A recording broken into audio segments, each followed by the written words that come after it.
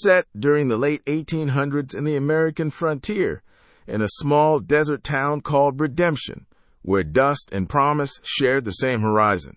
The stage bucked over ruts like a tired animal, and Thomas Croft counted the jolts the way other men counted prayers. 27 in the last mile. He pressed a folded handkerchief to the window to keep the dust from bleeding in around the frame.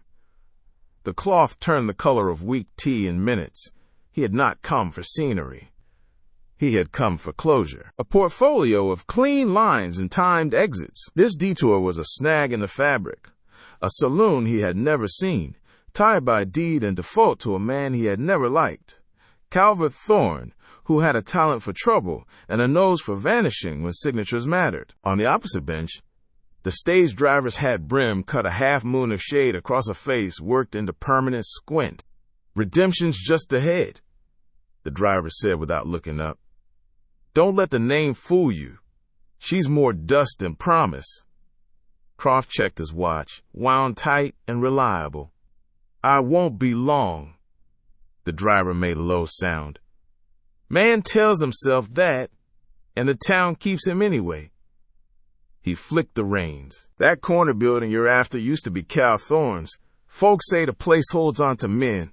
Curse luck, mister." Croft slipped the watch back into his vest. "Luck doesn't exist." "Maybe not where you're from." The driver clicked his tongue and the stage rattled through a shallow wash. Redemption revealed itself in plain pieces. One street, two hitching rails, a scatter of roofs resigned to sun. The stage groaned to a halt in front of a building whose windows wore dust the way old men wore eyebrows, thick and obstinate.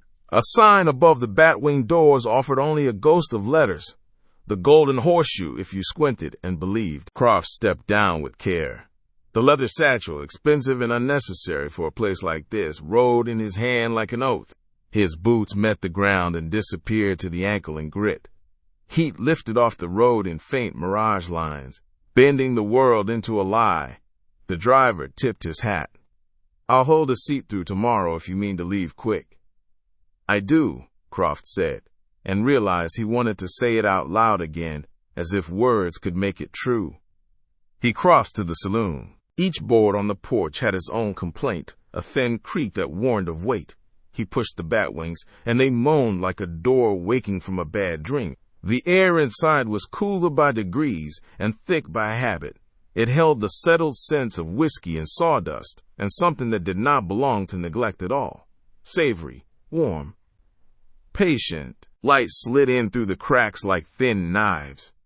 It cut the room into long strips and left the rest as shadow. Behind the scarred mahogany bar stood a broad man in a flour-dusted apron, shoulders like a freight team at rest. He moved a damp rag in quiet, complete rows, end to end, as if the bar were a field and he meant to harvest it.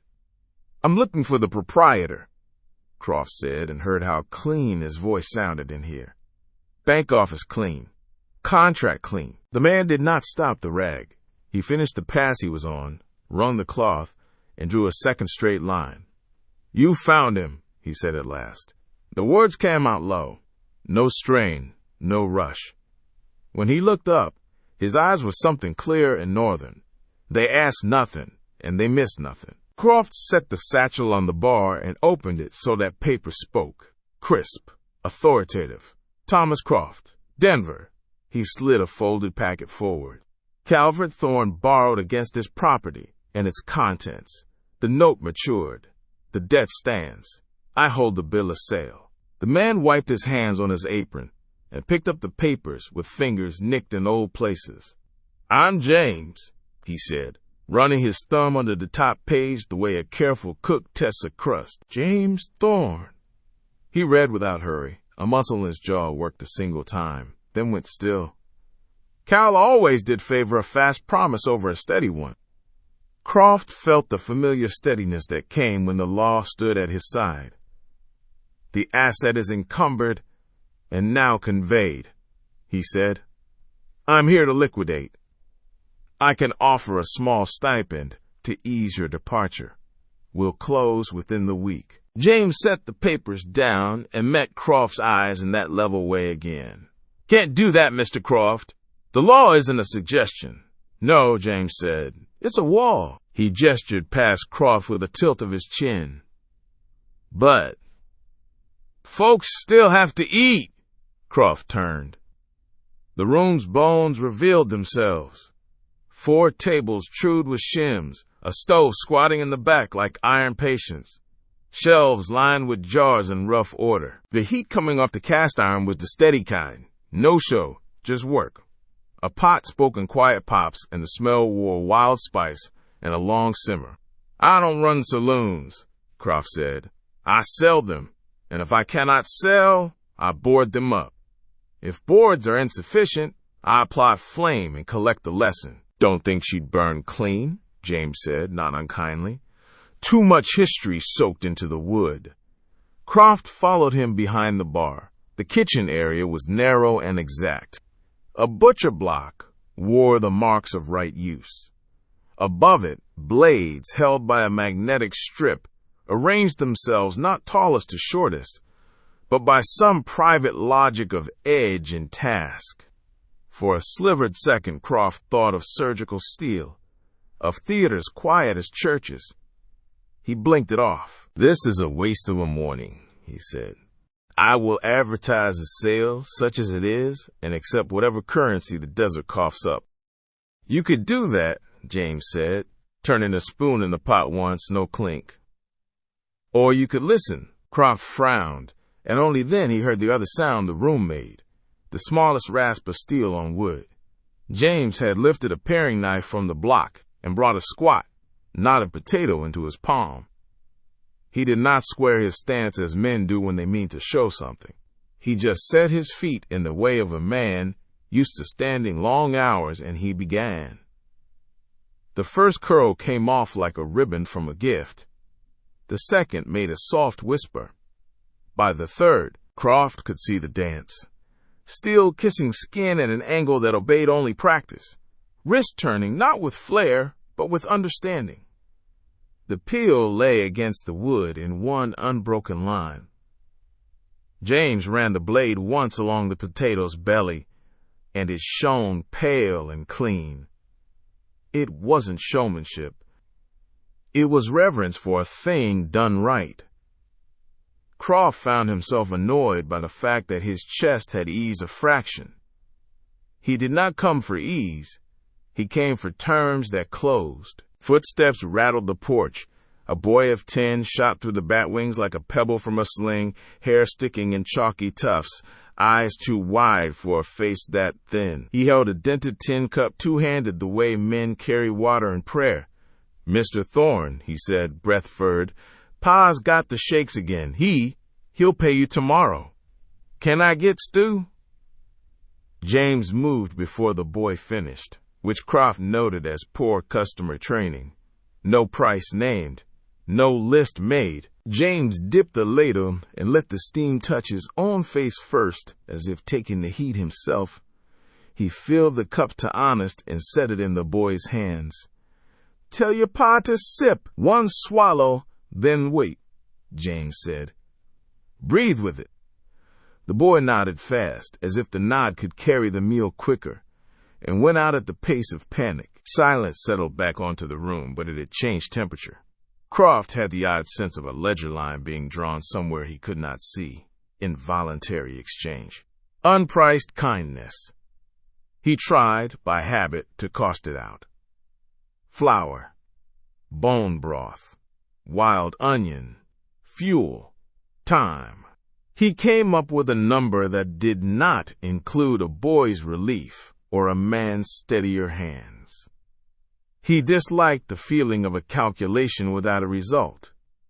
You extend credit indiscriminately? He asked, keeping his voice dry. I extend supper, James said. The town pays me back in the ways it can.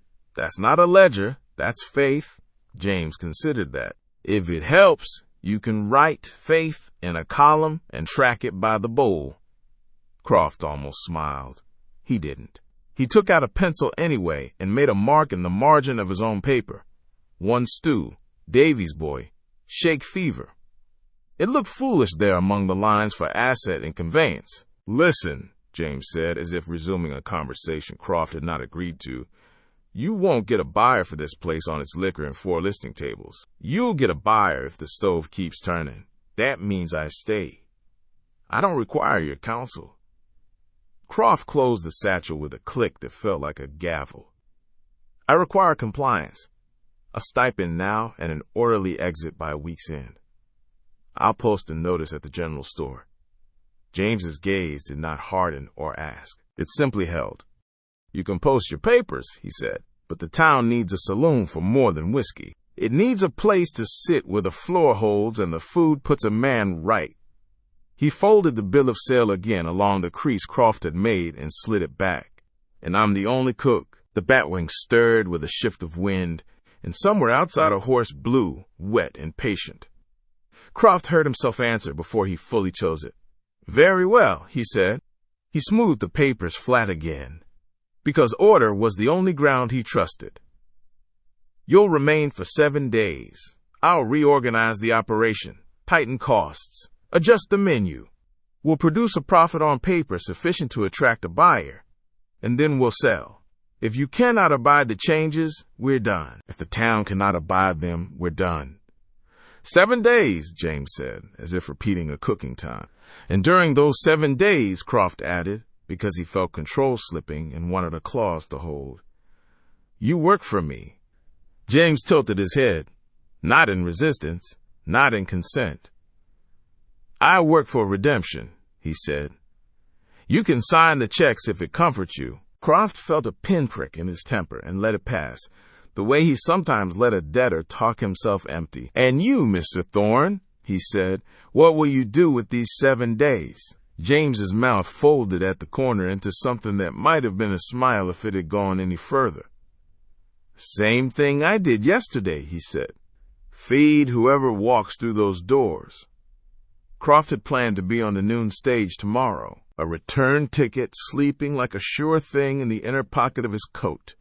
His mind ticked through contingencies, exit paths, a list of verbs that meant away. Yet the town sat its slow weight on him. The hush between footfalls, the honest labor heat of the stove, the memory of a spiral of peel that did not break. "Fine," he said, and heard the word land in the room like a coin that refused to roll. "We begin now." James nodded once. No triumph, no surprise. Only a glance toward the knife strip, where a thin blade caught a seam of light that fell from the roof and made a thread of brightness on steel. Outside, the stage clattered off toward another town with another name.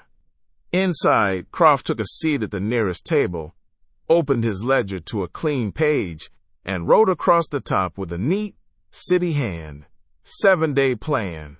He looked up, and in the time it took to draw one breath, James had drawn another potato from the bin. The blade whispered. The peel fell in one clean line. Somewhere in the arithmetic of dust and men, a new column waited for a name. Thomas Croft woke to bacon and coffee, and the rude knowledge that both had a way of making even a stubborn morning seem survivable. He had slept on the cot again, ledger under his coat, as if numbers could keep his back straight. The sounds of redemption, loose shutters ticking, a horse blowing in its sleep, sand lifting and settling along the plank seams, had threaded into his dreams and tied knots in them.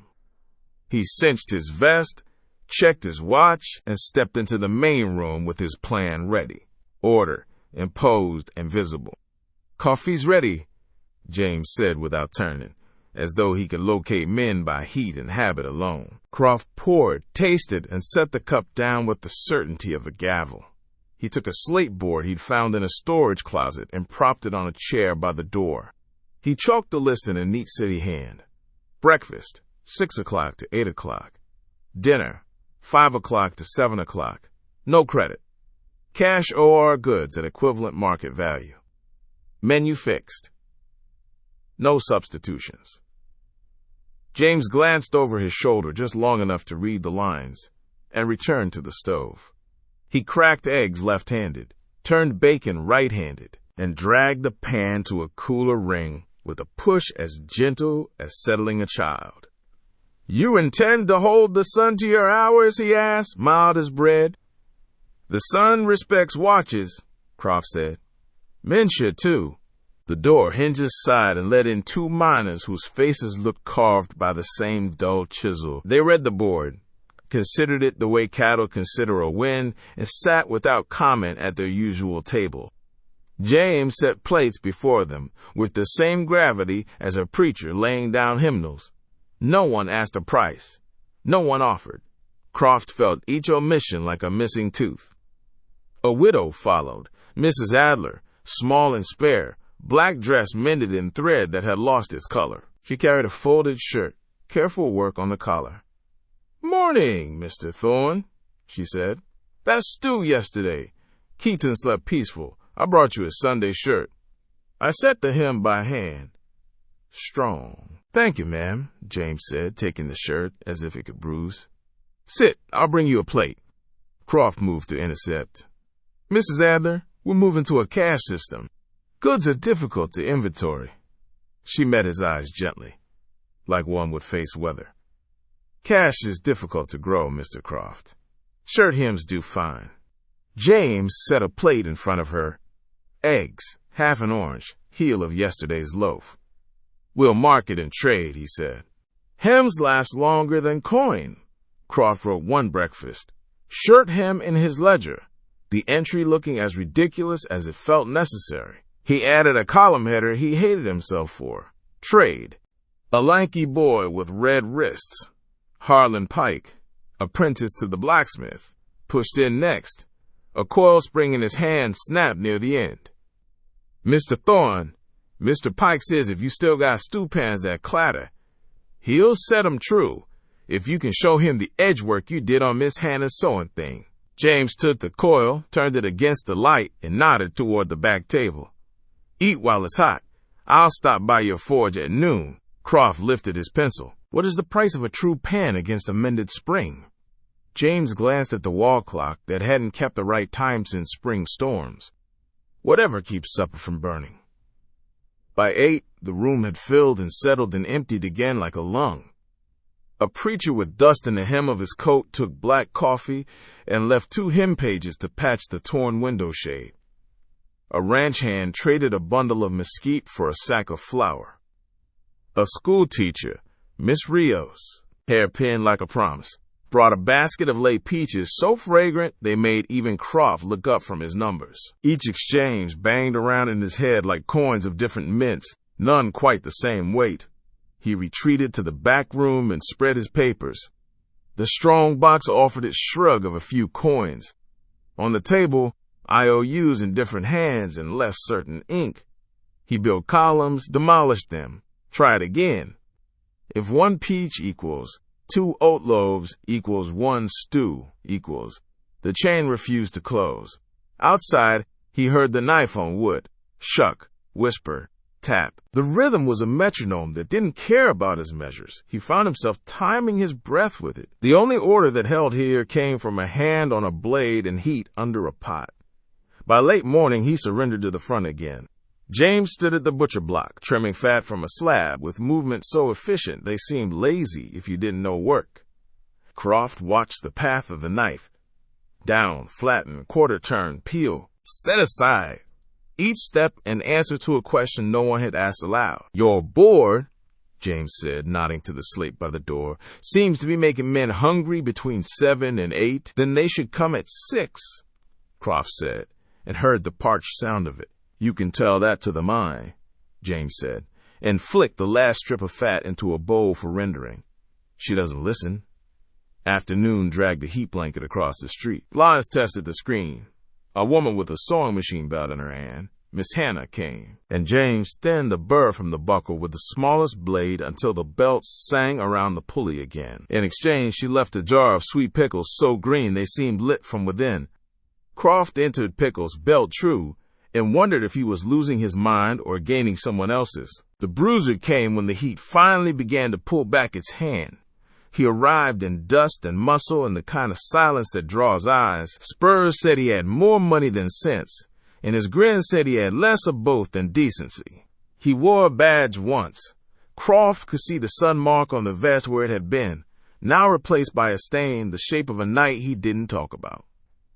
He pushed through the bat wings like they were a dare and walked the length of the room slow, letting his shoulders say the rest. 2 men stood from their plates without finishing and took their hunger elsewhere. "Even and cook," he said, voice smooth but bored, the way snakes sound before they decide. "Name's Clay Rawlins." He tapped the vest where the badge wasn't. "Used to keep order. Found money kept better." James turned the flame down under a pot that had started to talk. "Evenin', Mr. Rawlins. Supper, stew, and bread. Coffee if you want it. Troubles sold elsewhere." Clay smiled like a man indulging a child. He set his hat on the bar with ceremony, then put both elbows beside it and leaned, the wood complaining under the weight. "Heard tell Cal Thorne had a brother whose hands could flick lightning. Heard he could cut a fly out the air and leave the wings pinned to daylight. I heard tall tales where the fish got smarter every time they were told," James said. Croft stood in the back doorway, feeling the room change shape. Conversations died to avoid being caught in the crossfire. Even the clock decided not to tick. Clay drew a long knife from his belt. Not quick, just certain. The blade had been loved carelessly. Fine steel with a history of bad decisions. He rolled it between thumb and forefinger, the point sketching idle circles in the air. "I get bored easy," he said. "I make my own weather. You and me, we're gonna throw, nice and friendly. First to blink buys the coffee." "Not thirsty," James said. "Takes more than thirst to make me mean." Clay's smile thinned. "Takes disrespect." James wiped his hands, laid the cloth aside, and reached very slowly toward the paring knife. Croft felt his breath shorten, the way a man inhales against an oncoming fall. James didn't take the knife yet. He just rested his fingertips on the handle like a prayer you're not sure you mean. Clay's blade flashed and thunked into the center post by the door, quivering. He didn't look at it. He was watching James's eyes for the flinch that didn't come. "Your turn, cook." The room's light shifted. A small cloud found the sun and took the edge off everything. The stove settled and let out one soft sigh. James finally closed his hand around the paring knife and lifted it. It looked like a toy, light and domestic and ridiculous against the promise of harm standing at the bar. He angled it once, studying not the blade but the grain of the post, as though he cared more about the wood's feelings than Clay's. The room held its lungs. The bat wings opened on a different kind of weather. A young woman stood there with a baby swaddled tight, hair pinned half wrong in haste. Panic had made her face new. Mrs. Davies, Croft recognized her from the day before, had a voice that wanted to be steady and couldn't afford to be. "James," she said, and the single syllable held a world's worth of permission asked and granted. "He's burning. He won't pull breath even." Whatever had gathered in James's shoulders drained out and pooled somewhere useful. He set the paring knife back on the block with care, the blade kissing wood one quiet time. He walked past Clay as if the man were a chair, as if the knife in the post were a picture hung crooked that no one cared to straighten. "Here," James said, taking the baby with hands that made soft things safe. He put his cheek to the child's temple as if sharing temperature. "Back room," he told the mother. Slow, steady sips. "We'll cool him from the neck and wrist first." Clay blinked, unsure which part of him had gone invisible. "Hey," he said, too loud in the new hush. "We ain't finished." James didn't look at him. He angled his body to keep the baby between him and any harm that might remember itself. The mother brushed raw gratitude past Clay's arm without seeing the man attached to it. Clay's grin wavered, then hardened from embarrassment. He tugged his knife out of the post with a jerk that made the wood splinter and flung the shard to the floor like a claim. No one chased the piece with eyes. The saloon had reoriented around heat and heartbeat. Croft found himself still in the doorway, the chalk dust of his rules a silly white on his fingers. He had thought of violence as a line you crossed or didn't. James had stepped somewhere else entirely, out of the geometry of men looking for a reason and into the simple arithmetic of a breath and the next one. He looked at the slate board. No credit stared back like a dare. He thought of the hymn pages in the window, the shirt hem, the peaches making the room smell like a place you could endure. He thought of Clay Rawlins, reputation, steel, posture, and how all that had been bested by a fever and a mother's voice. In the back room, water ran into a basin. James's voice, low and steady, marked out steps. "Here we go. Easy now. Breathe with me, good fella. That's right." The sound had a weight that might anchor a ship. Clay scraped his knife clean on his boot heel, hatched a look at Croft that promised a future, and shouldered out into the heat, the bat wings slapping his pride on the way. The saloon's breath came back in stages. A fork touched down. Someone cleared a throat that had nothing to do with speaking. Croft sat because his knees advised it. He opened the ledger because that was what his hands knew how to hold when they didn't know what to do. He wrote expenditure, water, cloths, time, and stopped because none of those were the point. He tried, return, and had nothing he could spell in dollars. He stared at the empty space until it steadied him, the way staring at the horizon steadies a man on a rolling deck. James came out some minutes later with the mother at his shoulder. The baby's cry was smaller now, regular, offended, alive. James placed a small bundle of cold cloths in the woman's hands and nodded once. She took them like gifts out of a church and pressed her gratitude into the air with both palms. Croft watched them go, then looked at the post with its new wound, at the paring knife sleeping where it had been before anyone raised a voice, at the slate board's hard letters. A thought came and did not leave. If this is not profit, what is it? He did not have an answer. He only had the sense that value here obeyed a law older than his books and kinder than his habits. He closed the ledger gently and, without knowing why, slid it a little to the side to make room for a hand-carved bird if one ever arrived to watch over the numbers. For the rest of the week, Clay Rawlins did not return. The threat he left behind thinned each afternoon until it was only a habit in the shoulders. The stove kept its promises. Bread rose. Knives did their quiet work. The baby's fever broke. Mrs. Davies came back 2 days later with a gift. A small bird whittled from juniper, wings folded, head cocked as if listening to a story only kitchens hear. James set the bird on the shelf above the stove. The little thing watched the room with the patience of wood. James went back to potatoes, unchanged in his face, but Croft saw the way his hands gentled themselves around the peeler, as if work and gratitude were the same motion. Croft organized what could be organized. He counted eggs, weighed flour, measured coal by the scuttle. He found ledgers James kept in a fine, stubborn hand, pages of trades and tasks, each line an exchange that made sense only if you believed men would keep their word.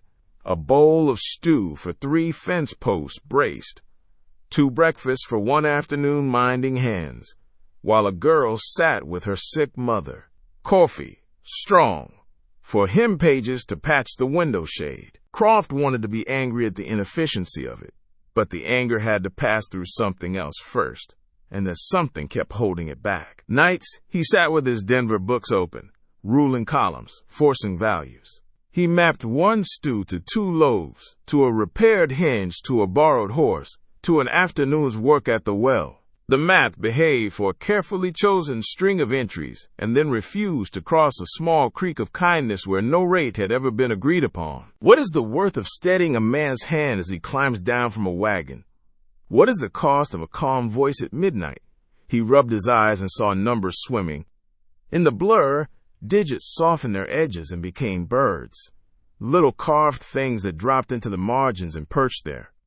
He shook his head and the figures returned, but slower, like they had learned politeness.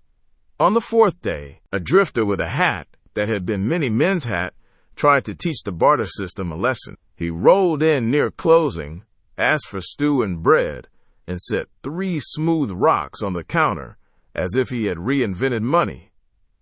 "From the creek above Dry Tree," he said, grinning. "Lucky stones." "Ain't luck I'm short of," James said, mild.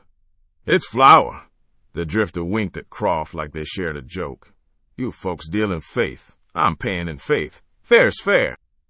James watched the man's eyes more than his hands. "What did you eat last?" he asked. "Yesterday." The drifter's grin faltered.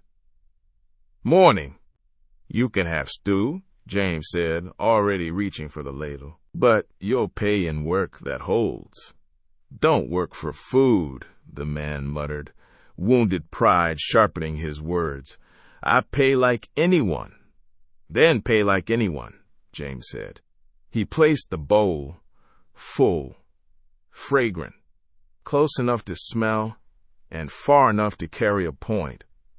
"There's a shutter off its hinge on the north side. Wind will take it before week's end.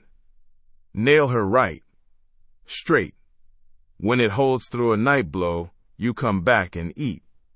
If you're hungry now, I'll give you half a bowl and you finish it after the shutter stands." The drifter puffed up and then deflated in stages, understanding the terms. "Half a bowl, half a bowl." He took the half in 3 fast swallows. He went out back with a hammer James set in his palm and a handful of nails whose heads didn't match.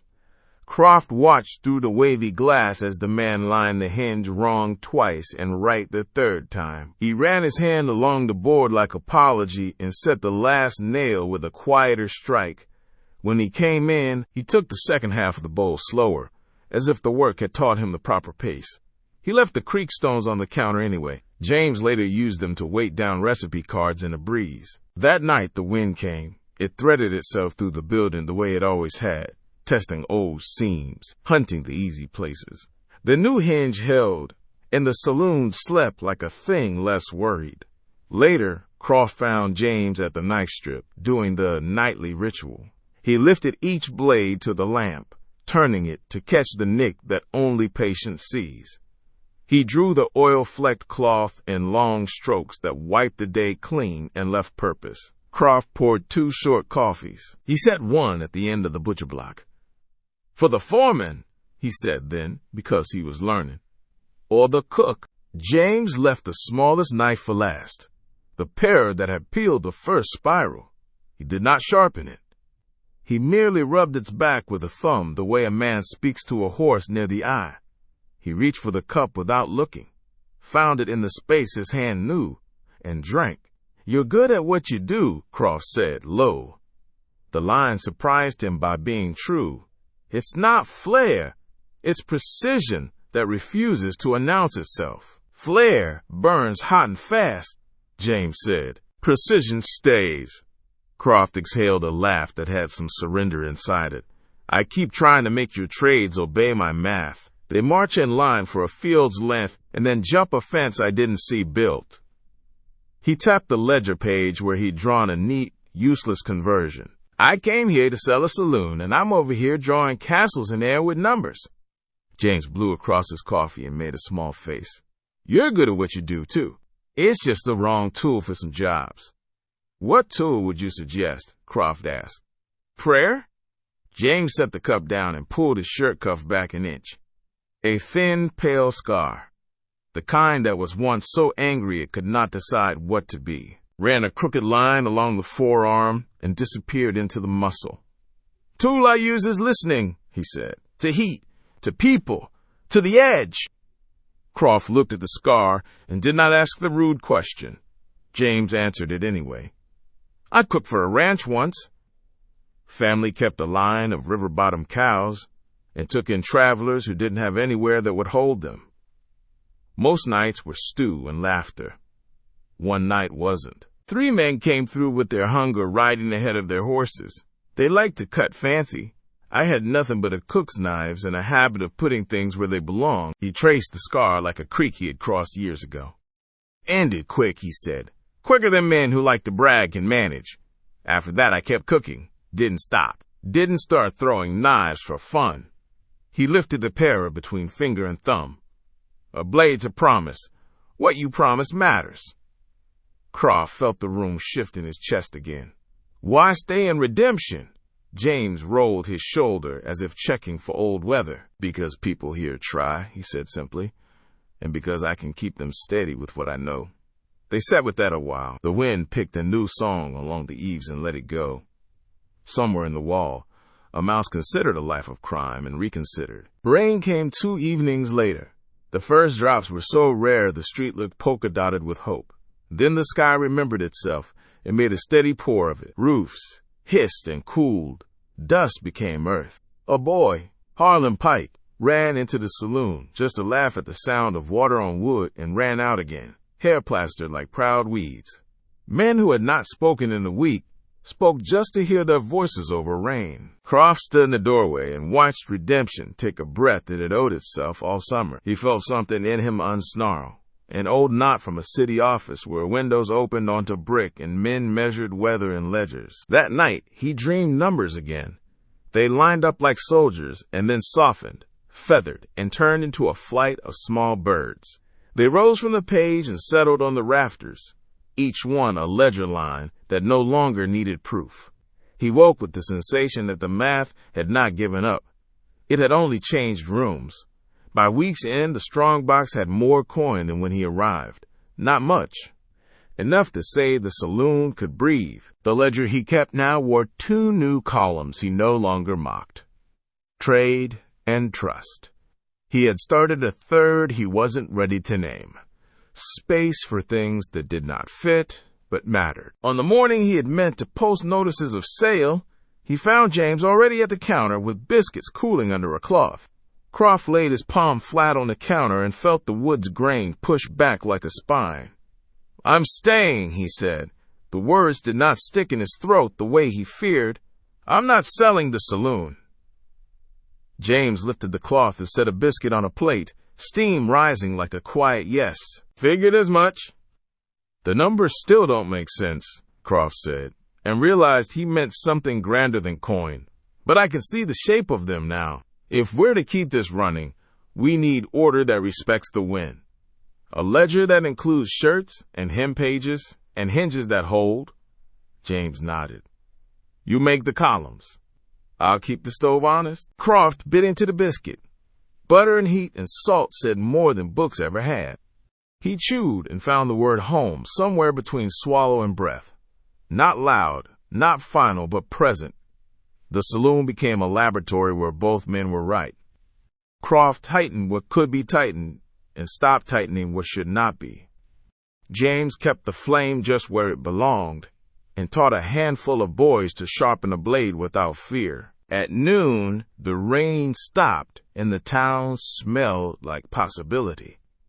In the evening, James set the paring knife on the block exactly where it always rested, and Croft, without thinking, slid his ledger 3 inches to the left to give the hand-carved bird a better view of the sums. On a winter evening, when the lamps burned low and the night made a careful circle around redemption, Thomas Croft sat at the end table nearest the stove and wrote a line he had not planned to write in any lifetime. He dated it neat as ever, underlined the month, and entered a final sum that was not money. Balance carried forward: trade, trust, and supper. Owner's equity: 1 honest stove, 1 steady friendship. He set the pencil down and let his fingers rest on the page until the paper learned the shape of his hand. Then the story reached back those years the way desert wind reaches through a cottonwood, quiet, complete, and the saloon filled again with beginnings. It had started with a sign. The old ghost of Golden Horseshoe came down under a sky bright enough to show each splinter. James planed a clean board in even strokes, while Croft measured and remeasured the span between the nail holes like a man making room for an unfamiliar word. Miss Rios lettered the Thorne Saloon in steady paint, while Harlan Pike held the board as if it were a gate to be blessed.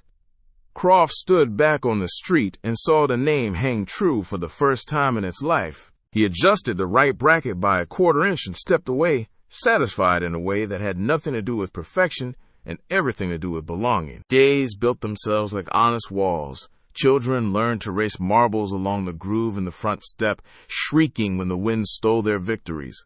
James would ease the batwings wider to stop the jam from catching little fingers. Afternoons found a thin dust of flour on the counter like fresh snow, and the smell of onions browning, Hope's own cologne, wandered into the street to fetch men in from foolishness. Sometimes James taught. He set a whetstone on the end of the butcher block and called a teen over, Harlan first, then others who showed patience enough to deserve an edge. "A sharp blade's not dangerous if you respect it," he said, not looking away from the stone. "Dull is what cuts wrong." He guided a hand the way you guide a frightened horse. Close enough to steady, not so close as to take the work. "Find the angle. Keep the song." Steele sang in a thin, true line. The boy's face opened like a field after rain. Sometimes, Croft learned. He helped Mrs. Adler mend a fence after a dust squall shouldered it over. He showed her how to string wire in a straight pull, how to wrap the end close and neat. When a kitchen fire took a corner of a neighbor's home, he moved with the bucket line until his arms trembled, then sat beside the widow in the ash dusk and spoke in his careful bank voice about small loans and long time, and how some debts were not to be chased. He was not gentle by nature. He learned it on purpose. The drifter who had tried to pay with creekstones drifted back and stayed longer each time he took to checking the north shutter in every wind, and once wordlessly pulled a half-grown boy from the end of a loose plank and set him down on safe wood, then stood with his hands on his knees until his breathing remembered itself. He still never had cash. He always had nails. Rain came in a year that needed it. The roof, mended in sections and opinions, held in most places and surrendered in two. A single drop formed over the paring knife's usual spot and hung there bright as a promise. James moved the knife one notch to the left and put a cup down to catch the rest. "Every house leaks somewhere," he said. "Decide which corner gets the blessing." 4 summers later, the storm the old men had been predicting since Croft arrived finally listened. It came early evening with a wall of wind like distant horses in a sky that tried to be one bruise. Women moved toward doorways without meaning to. Chickens negotiated panic. The first hailstones were the size of cherries, and then the next ones forgot restraint. One window surrendered, not the patched hymn sheet one, but the newer pane by the far table, and the room startled, then steadied. "Boards," James said, and Croft already had the hammer. They worked in a rhythm that had taken root in other, smaller trials. James measured, Croft held. James set the nail in 2 taps and drove it home with 3. The stove's flame leaned once in the wrong direction, and James reached through the heat and corrected it, with a tenderness men reserve for sleeping children. The storm swore, then remembered its manners and passed along the ridge. In its wake, the saloon held a faint sweetness of wet wood and relief. Croft set the hammer down on the bar, palms buzzing. James checked the stove, then checked Croft with the same practical glance he used on iron. "You're pinked," he said, and tilted Croft's face to the lamp to swipe away a bead of blood from a hail kiss near the temple. The touch was brisk as a brother's. After the storm, people came not for drink, but to hear themselves counted. Mrs. Davies, now with 2 boys and a girl who all breathed just fine, brought a pie that leaned but did not fall. The preacher slid a fresh page over the torn corner where the wind had won. Harlan, longer in the leg now, arms confident, set the last board himself and looked to James for the small nod that meant a thing was right. Croft marked nothing in the ledger that night. He only wrote a single word at the page top and underlined it. Kept. Clay Rawlins returned exactly once, months before he left the county for good. He stood at the threshold like a man reading his own past on a wall and touched 2 fingers to the brim he did not remove. "I heard about the boy," he said, not looking at anyone. "And the storm?" James nodded. Clay left without ordering. Some debts a man pays by going. Years laid their quiet weight over the place. Croft's suit wore at the elbows and took the shape of his work. The polish on his boots didn't quit. He just applied it less often and for different reasons. His ledgers grew a 3rd section that no auditor could have accepted and no honest town could have done without. Under trade and trust, he kept a running list titled Kept Warm, names, days, small mercies. He totaled it sometimes with the kind of smile that knows arithmetic can't reach everywhere. James's knife strip gained 2 new blades gifted by men who could not sign their names, and one old one he retired himself with a kind of ceremony. He wrapped it in flour sack, tied it with twine, and set it behind the bird on the shelf. "Served true," he said, and that was eulogy enough. On a fall afternoon dipped in gold, Croft found himself alone in the quiet before supper, the kind of quiet that isn't empty so much as waiting its turn. He wiped the bar with a care that would have shocked the man he used to be. The paring knife lay in its usual place. He picked it up, turned it in his fingers, and let his thumb find the spine, the way James had once done, as if greeting an old friend's shoulder. Years ago, the knife had looked like a dividing line, steel on one side, ledger on the other. Now it felt like a bridge. He set it back where it belonged and slid the ledger 3 inches to the left to give the hand-carved bird a view. The bird kept its patient watch, wings forever folded for the weather to come. That night, after he wrote the final line and closed the book with the tenderness you give a sleeping child, Croft stepped to the doorway. The street lay empty as a promise kept. A faint wind lifted, gentle as breath through a harmonica left on a windowsill. He looked up. In the desert, the stars came out like fresh ink on a clean ledger. Somewhere in that ledger of heaven, Thomas Croft finally found himself written down right.